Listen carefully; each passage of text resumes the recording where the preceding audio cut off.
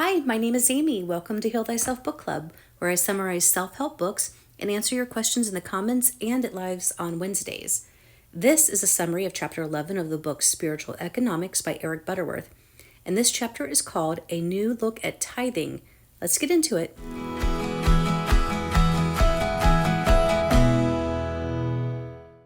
The author starts this chapter by saying that tithing is usually taught with a dogmatism and that many religious denominations require tithing.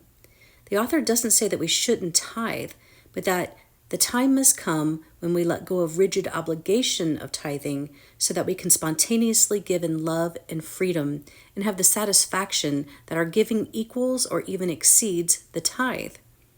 He is drawing a definite distinction between the practice of tithing and the spontaneous process of giving.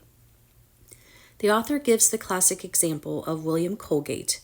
Before leaving home to seek his fortune in New York, he was advised by a family friend that whatever work he did, to do it well and to take God into partnership to give God 10% of all he made, and by doing these things he would never fail. Soon Colgate was the manager of a Manhattan soap firm, and a few years later he had his own business. He always set aside 10 cents of each dollar for charity. On his books, his donations were labeled, "Account with the Lord." As his profits soared, he instructed the bookkeeper to increase the amount to 20% and later to 30%. Ultimately, he was giving 50%, and yet the more he gave, the more his business flourished. So one could conclude that it is highly likely the prosperity of this American enterprise was influenced by tithing. The author quickly reminds us that tithing isn't divine law. The divine law in action here is as you give, so you receive. Tithing is about the law of giving. Tithing done in the spirit of giving, not as a discipline, tithing done in the spirit or consciousness of giving is what fulfills divine law. Give, and it is given to you.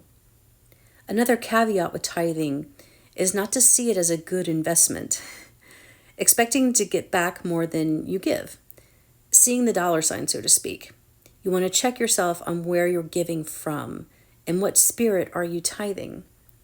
Get the feeling of being a channel for the flow of good. Feel humble that you're simply giving way to the divine flow. If you haven't tithed in the past, the author suggests that you start. Tithing is a powerful technique to use so that you can get into the spirit of spontaneous free will giving. After you've lost the need for the training wheels of the discipline of tithing, it should lead you to a more sustained and generous outpouring. You will then experience the joy and affluence of true spiritual giving. So a very brief summary of Chapter 11 is that tithing is not a magic law to bring you prosperity, but it is a technique for fulfilling the law of giving. That's not to say that you shouldn't tithe, but don't do it as a discipline or as an investment or in the expectation of receiving more than you give. Tithing is about the divine law of giving.